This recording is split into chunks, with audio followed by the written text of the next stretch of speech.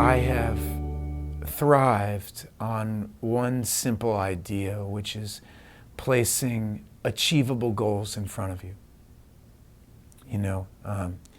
That I never would give myself a goal like writing a novel. I find goals like that really intimidating. I do well by saying I'm going to try and write every day for 10 days. This is when I remember when I was first starting to teach myself to write. So I would say, I'm going to go away for 10 days. I'll go on a 10-day retreat, and I'll write every day for 10 days with the goal of one short story. Let's see if we can I'm going to come back with one short story I can hand to my friends. And usually, those simple actions give you confidence. I did that. I wrote a short story, and I gave it to my friends, and they really liked it.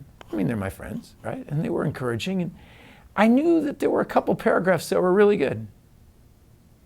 When you start accessing that part of yourself and you give yourself, achievable goals. I remember I didn't decide that I wanted to direct films. I told myself that I was going to direct a short film.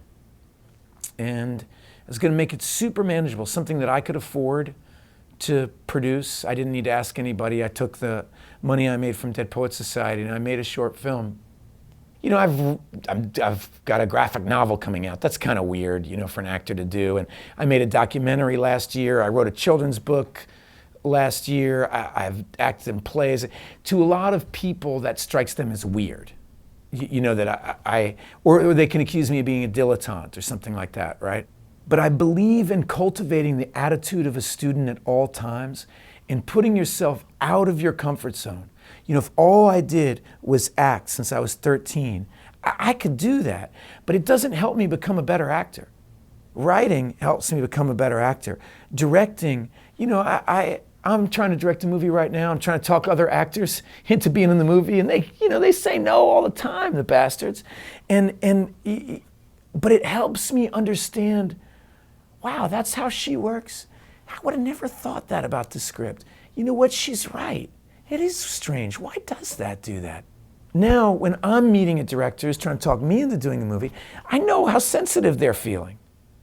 And I know how to talk to them in a way that's not going to be hurtful or disrespectful. I have had a lot of experience at different things. And, give myself a goal of a first draft of something with plenty of time.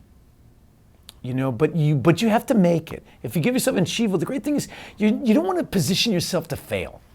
Because failing is depressing and it makes you lose steam.